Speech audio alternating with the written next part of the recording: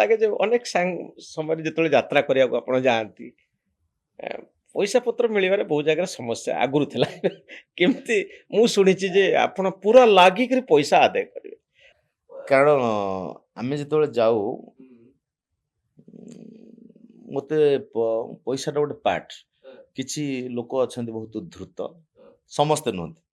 ସେମାନେ ଚାହାନ୍ତି ଯେ ଇଏ ଧର ଏତିକି ଦିନ କାମ କରୁଛି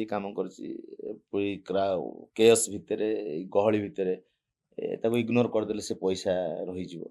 କିନ୍ତୁ ମୁଁ ସେଇଟାକୁ ଜଗିଥାଏ, ପଇସାକୁ ଜଗିଥାନ୍ତୁ। କାରଣ ସେଟା କମିଟମେଣ୍ଟ ହେଇଛି, ତାପରେ ବି ଲୋକ ଠକି ଦେବାକୁ ଚାହାନ୍ତି। ଆପଣଙ୍କର ଆକ୍ଟିଂରେ ହଉ, ଆପଣ ଷ୍ଟେଜ ଶୋରେ ହଉ, ମେକଅପ୍ରେ ହଉ, ସବୁ ଜାଗା ଡ୍ରାମାରେ ହଉ, ଲୋକ ଚାହାନ୍ତି କିଛି ପଇସା ରହିଯାଉ, କିଛି ଗୋଟେ ଇସ୍ୟୁ କରି ଦେଖେଇଦେବେ। ମୁଁ ସେଇଟାକୁ ଚେଷ୍ଟା କରେ ନା, ଆମ ପ୍ରାପ୍ୟଟା ମିଳିବା ଉଚିତ। ବହୁତ ଜାଗାରେ ବି ସହଜରେ ମିଳିଛି, ବହୁତ ବଦାନ୍ୟ ବ୍ୟକ୍ତି ଅଛନ୍ତି ଯାହା କହିଥିବେ ତାହା ଦେଇ ଦିଅନ୍ତି, କିନ୍ତୁ ବହୁତ ଜାଗାରେ ଦିଅନ୍ତି ଆପଣ ନାହିଁ। କେମିତି କେମିତି ଆଣନ୍ତି? ଗୋଟେ ଜାଗାରେ ଥରେ ଜଣେ କହିଥିଲା ଯେ ଷ୍ଟେଜ ଶୋ କରିବା ପାଇଁ ଯାଇଥିଲୁ, ହରି ଭାଇଙ୍କର ମୋର। ସେ ଶୋ କଲା ପରେ ସେ ଆଉ ପଇସା ଦେଲେନି।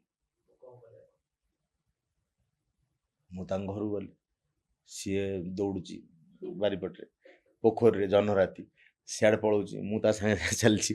ସେ କାହିଁ କୁଆଡ଼େ ମୁଁ କହିଲି ପଇସା ନଦେଲେ ଭାଇ ହବନି, ଆମେ ବହୁତ ହଇରାଣ ହେଇଯିବୁ, ଏ କରିବୁ ସେ କରିବୁ। ସେ ଯୁଆଡ଼େ ଯାଉଛି ମୁଁ ତାକୁ ଛାଡ଼ୁନି, ତା ସହିତ ଯାଇ ଗୋଡ଼େଇ ଲାଷ୍ଟକୁ ସେ କହିଲା ମୋ ପାଖରେ ନାହିଁ, ମୁଁ କାଲି ଦେବି। ମୁଁ କହିଲି ତମ ମୁଦିଟା ଦିଅ, ମୁଁ ନେଇଯିବି, ତମେ ଦେଲେ ମୁଁ ଦେଇଦେବି, ମୁଁ ରଖିବିନି। ଯାହା ହଉ ତା ଭିତରେ ଗୋଟେ ଲୋକ ଜୁଟିଲା, କହିଲା କାହିଁ ତମକୁ କହିଛ ତମେ ପଇସା ଦବନି। ଯାହା ହଉ ସିଏ ମାନେ ବାହାର ଗୋଟେ ଗାଁରେ ଯାଇ ଆପଣ କଣ ବୁଢଉଛନ୍ତି, କରିବେ, ଯଦି ମାନେ ସେ ପଇସା ନଦେବ ଆଉ କିଛି କରିହବନି ତା ପରଦିନ। ତ ସିଏ ଯୁଆଡେ ବିଲ ଆଡେ ଯୋଡୁଛନ୍ତି ଆପଣଙ୍କୁ। ଇଭିନ୍ ବି ଏଇଠି ବି ଇଭେଣ୍ଟ ମ୍ୟାନେଜର ଅଛନ୍ତି ଯୋଉମାନେ ବି ପଇସା ମାନେ କହିକିରି ଦେଇନାହାନ୍ତି, ମୁଁ ତାଙ୍କ ସହିତ ଝଗଡ଼ା ଯୁକ୍ତି ତର୍କ କରି ଗୋଟେ ଜାଗାରେ ଅଟକେଇକିରି ଗୋଟେ ଶୋରେ କହିଲି ଏଇଠି ଯଦି ପଇସା ନଦେବ ମୁଁ ଚିଲେଇବି, ଚିତ୍କାର କରିବି, ମିଡ଼ିଆକୁ ଡାକିବି। ଚେଷ୍ଟା କରେ ପାରୁ ପର୍ଯ୍ୟନ୍ତ, ସବୁ ଜାଗାରୁ ହୁଏତ ଆଣିପାରିନି, କିନ୍ତୁ ପ୍ରାୟ ଜାଗାରୁ ମୁଁ ଆଣେ। ଆଉ ମୁଁ ଯେତିକି କମିଟମେଣ୍ଟ କରିଥାଏ ମୁଁ କେବେ ତାଠୁ ଟଙ୍କାଟା ଅଧିକା ଆଶା କରେନି, କିନ୍ତୁ ସେତିକି ମିଳିଯିବା ଦରକାର। କାରଣ ଗୋଟେ ଯେତେବେଳେ କାମ ହୁଏ ସେତେବେଳେ ଆମେ ବାରମ୍ବାର ଯଦି ମୁଁ କହିବି ପଇସା ନେବି, ସିଏ କାମରେ ହ୍ୟାମ୍ପର ହେବ। ମୁଁ ସରିଗଲେ ଦେଇଦିଏ, ବହୁତ ଲୋକ ବି ଦେଇଦିଅନ୍ତି, କିନ୍ତୁ କିଛି ଜଣ ଦିଅନ୍ତି ନାହିଁ। ଏବେ ସବୁ ମିଳିବା ସହଜ ହେଇଯାଉଛି ଟଙ୍କା। ଏବେ ମିଳିବା ଏଇଥିପାଇଁ ସହଜ ହେଇଛି ଯେ ଆମକୁ ଯଦି କିଛି ନ ମିଳିବ ଆମେ କହିବୁ ଆମେ ଯିବୁନି। ଯିବେନି। ନା, ଆପଣ କହିବେ ଯେ ଆମେ ଏତିକି ପଇସା ତମର ଷ୍ଟେଜକୁ ଯିବ କି ଆକ୍ଟିଂ କରିବ, ଏତିକି ପଇସା ତମକୁ ଦିଆଯିବ। କାହା ପ୍ରତି ଆମର ଭଲ ପାଇବା ଅଛି ସେ ଅଲଗା କଥା, କିନ୍ତୁ ଜଣେ କହି ଆମକୁ ଠକି ପାରିବେନି। ଆମେ ଏତିକି ପଇସା ଆମକୁ ଆଡ଼ଭାନ୍ସ ଦିଅ, ଏତିକି ପଇସା ଆମେ ଘରୁ ବାହାରିଲେ ଦେବ, ଏତିକି ପଇସା ଷ୍ଟେଜ ଉଠିବା ପୂର୍ବରୁ ଦେବ। ଯଦି ମୋର ସାମ୍ନା ଲୋକକୁ ବିଶ୍ୱାସ ହେଉଛି ଯେ ମନୋରଞ୍ଜନ ଭାଇ ସେ କାଇଣ୍ଡ ହାର୍ଟର ଲୋକ, ସେ ଦେଇଦେବେ, ତାହେଲେ କିଛି ଟେନସନ୍ ନାହିଁ, ଆମେ ଯାଇ କରିଦେବୁ। ଇଭିନ୍ ବି ପ୍ରଜ୍ଞାନ ମୋର ଗୋଟେ ଷ୍ଟେଜକୁ ଯାଇଛୁ, ଆମର ଯାହା ପଇସା ଚିଡ଼ିଥିଲା, ଏଇ 15 ଦିନ 2 ମାସ ତଳର କଥା କହୁଛୁ। ତାପରେ ଗୁଡ଼େ ଲୋକ ଆସିକି କହିଲେ କ'ଣ କରିବା କୁହନି, କ'ଣ ଗୋଟେ ସମସ୍ୟା ହେଲାଣି, ଟିକେ କ'ଣ ଭାବନି, ଟିକେ ଭାବିବୁ କ'ଣ, ମୁଁ ପୋଲିସ ହେଇଛି ସେ ଚୋର ହେଇଛି, 5 ମିନିଟ୍ ପରେ ଯାତ୍ରା ଷ୍ଟେଜକୁ ଉଠିବ। ନା ଆମର ଆଜି ଟିକେଟ୍ କଲେକ୍ସନ୍ ହେଲାନି, ଟିକେ 30-40 ହଜାର କମେଇ ଦେବୁ। କ'ଣ ସେଠି କରିବେ, ସେ ଆଡ଼ଭାନ୍ସ ଦେଇଛନ୍ତି, ଆମେ ଯଦି ଫେରି ଆସିବୁ ଆଡ଼ଭାନ୍ସ ଦେଇକିରି ଆସିବୁ ସିଏ ବି ଗୋଟେ କଥା ଚଳିବ। ତା ଭିତରେ ଗୋଟେ ମିଡିଲ ମ୍ୟାନ୍ ଅଛି, ଯଦି କରୁଛୁ ଆଉ ପଇସା ମିଳିବନି, ପୁଣି ତା ଭିତରେ ବସି ସେ ସମୟରେ ଯେତେବେଳେ ଆକ୍ଟିଂ କରିବାକୁ ଯାଉଥିବୁ ସେ ସମୟରେ ବସିକିରି ସର୍ଟ ଆଉଟ୍ ହେବ ଯେ କେତେ ପଇସା ଆମେ ଛାଡ଼ିପାରିବୁ, କେତେ ପଇସା ଆପଣ ଦେଇପାରିବେ। ତାପରେ ଆମେ ଫାଇନାଲି କ'ଣ ହେଲା? ଫାଇନାଲି ଆମେ କିଛି ସହିଲୁ, ସିଏ କିଛି ସହିଲେ, ଶୋ କରିକିରି ଆସିଲୁ। ଆଉ ଏତେ ବାଟ ଯାଇଛୁ, ଟିକେଟ୍ ବିକ୍ରି ହେଇଛି, କିଛି ବିକ୍ରି ହେଇନି, ଆଉ କ'ଣ ବନ୍ଦ କରିପାରିବୁ? କଳାକାରର ଅନେକ ଦୁଃଖ। କଳାକାରର ଅନେକ ଦୁଃଖ, ତା ଭିତରେ ଯିବାକୁ ପଡ଼ିବ। ବହୁତ ଧନ୍ୟବାଦ। ଶଙ୍କର ତାଙ୍କ ଜୀବନର କାହାଣୀ କହୁଥିଲେ ଆଜିର ପଡ଼କାଷ୍ଟରେ, ଲାଇଭ୍ 360ରେ। ସବୁଠାରୁ ଗୋଟେ ଭଲ କଥା ମୋର ଆପଣଙ୍କ ସବୁ ପଡ଼କାଷ୍ଟର ଶେଷରେ ମୁଁ ଆନାଲିସିସ୍ କରେ ଯେ କଥାର ଏସେନ୍ସ କ'ଣ, ମାନେ ଜୀବନର ଏଇ ଯାତ୍ରା ପଥରେ ଯେଉଁ ସବୁ ଅଭିଜ୍ଞତା ଆମର ଆସେ ତାର ସାର କଥା କ'ଣ।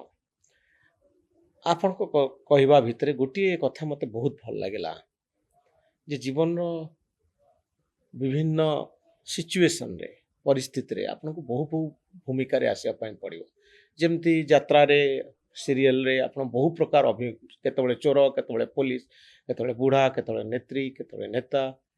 ସେମିତି ଆଜି ଟଙ୍କା ଅଛି, କାଲି ନଥିବ, କାଲି ଥିଲା ଆଜି ନଥିବ। ତେଣୁ ଆପଣ ସବୁବେଳେ ଜୀବନକୁ ସେଇ ଢଙ୍ଗରେ ନେବା ପାଇଁ ଚାହାନ୍ତି। ଯଦି ଟଙ୍କା ନାହିଁ ପୁଣି ଜିରୋରୁ ଷ୍ଟାର୍ଟ କରିବାର ଶକ୍ତି ଆପଣଙ୍କ ପାଖରେ ରଖିବାକୁ ପଡ଼ିବ। ମନେ କରନ୍ତୁ ଆଜି ସବୁ କିଛି ସରିଗଲା ପୁଣି ମୂଳରୁ 30 ବର୍ଷ ତଳକୁ ଫେରିଯିବା ପାଇଁ ଆମେ ବାଧ୍ୟ ହେଲୁ।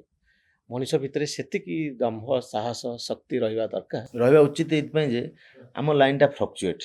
ସବୁ ଲାଇନ୍ ଫ୍ଲକ୍ଚୁଏଟ୍, ଜୀବନର କୌଣସି ଲାଇନ୍ ସ୍ଥିର ନୁହଁ। ତେଣୁ କଳାକାର ହଉ, ସାମ୍ବାଦିକ ହଉ, ବ୍ୟବସାୟୀ ହଉ, ଜୀବନ ସବୁବେଳେ ଘୁରୁଥାଏ। ତେଣୁ ସବୁବେଳେ ସାହସ ଆଉ ଶକ୍ତି ରଖିବା ଦରକାର ଯେ କେତେବେଳେ ରାଜା ଭୂମିକାରେ ଅଛନ୍ତି, କେତେବେଳେ ଚାକର ଭୂମିକାରେ ରହିବେ, କେତେବେଳେ କମେଡ଼ିଆନ୍ ଭୂମିକାରେ ରହିବେ। ତେଣୁ ଭୂମିକା ସବୁବେଳେ ବଦଳୁଥିବ ଆଉ ବଦଳି ଯାଉଥିବା ସମୟରେ ନିଜକୁ ସ୍ଥିର ରଖିବା ଆଉ ପ୍ରାସଙ୍ଗିକ ରଖିବା, ରେଲିଭାଣ୍ଟ କରିବା, ତାହା ହେଉଛି ଗୁରୁତ୍ୱପୂର୍ଣ୍ଣ। ଚାକର ରୋଲ୍ କଲେ ବି ରାଜା ରୋଲ୍ କରୁଥିଲେ ପୁଣି ଚାକର ରୋଲ୍ କରିବେ ଆଉ ଚାକର ରୋଲ୍ ଭିତରେ ପୁଣି ରାଜା ରୋଲ୍ ପାଇବାର ସ୍ୱପ୍ନ ଦେଖିବେ। ଏ ହେଉଛି ଜୀବନର ସାର କଥା। କୌଣସି ପରିସ୍ଥିତିରେ ଦବି ନ ଯିବା, ସାହସର ସହିତ ସମୟର ମୁକାବିଲା କରିବା, ଏ ହେଉଛି ଜୀବନର ସାର କଥା। ଲାଇଭ୍ 360 ନ୍ୟୁଜ୍ ରୁମ୍ର ପଡ଼କାଷ୍ଟରେ ଶଙ୍କର ଯୋଗ ଦେଇଥିବାରୁ ମୁଁ ତାଙ୍କୁ ଧନ୍ୟବାଦ ଦେବି। ଆଶା କରିବି ନୂଆ ବର୍ଷରେ ନୂଆ କିଛି ସଫଳତା ମିଳିବ ଆଉ ସେ ଏମିତି ହସଉଥିବେ ଆଉ ହସିବା ଭିତରେ ଆପଣ ବି ଜୀବନର ସ୍ୱାଦକୁ ଭିନ୍ନ ଢଙ୍ଗରେ ଚାଖୁଥିବେ। ବହୁତ ଧନ୍ୟବାଦ ଶଙ୍କରଙ୍କୁ। ମୁଁ ବି ଧନ୍ୟବାଦ ଦେବି ମନୋରଞ୍ଜନ ଭାଇଙ୍କୁ। ମୁଁ ବିଶେଷ କେଉଁଠି ଏମିତି ଫେସ୍ ଟୁ ଫେସ୍ ବସି ଏତେ କଥା ହେଇନି। ମୁଁ ଭାବେ ଯେ ମୁଁ କଥା କହିପାରିବିନି, କ'ଣ ଭୁଲ ହେଇଯିବ, କିନ୍ତୁ ଆପଣଙ୍କୁ ମୁଁ ଯେହେତୁ ସେତିକି ରେସପେକ୍ଟ ଦେବି ମୁଁ ଆଉ କଥା ବଦଳେଇ ପାରିଲିନି, ଛନ୍ଦିମନ୍ଦି ହେଇକିରି ଆସିଲି। କିନ୍ତୁ ଏତିକି ସମୟ ଭିତରେ ଯେତିକି କଥା ପଚାରିଲେ ଭଲ ଲାଗିଲା। ଦର୍ଶକ ବନ୍ଧୁ ଆପଣମାନଙ୍କର ଭଲ ପାଇବା ସବୁବେଳେ ଥାଉ। ଆଜି ନ୍ୟୁଜ୍ ରୁମ୍କୁ ଆସିଥିବାରୁ ମୋତେ ନିମନ୍ତ୍ରଣ କରିକିରି ବା ମୋତେ ଏତିକି କଥା ପଚାରିବା କହିବାର ସୁଯୋଗ ଦେଇଥିବାରୁ ଆପଣଙ୍କର ଏଇ ଚ୍ୟାନେଲ୍ ପାଖରେ ମୁଁ ଋଣୀ। ଆଉ ସବୁ ଦର୍ଶକ ବନ୍ଧୁଙ୍କୁ ମୋର ହାପି ନ୍ୟୁ ଇୟର୍। ସମସ୍ତେ ନୂଆ ବର୍ଷରେ ସୁଖରେ ଥାଆନ୍ତୁ। ଆପଣଙ୍କ ସଂକଳ୍ପ, ଆପଣଙ୍କ ଯୋଜନା, ଆପଣଙ୍କ ପ୍ଲାନିଂ ସବୁ ଫଳବତୀ।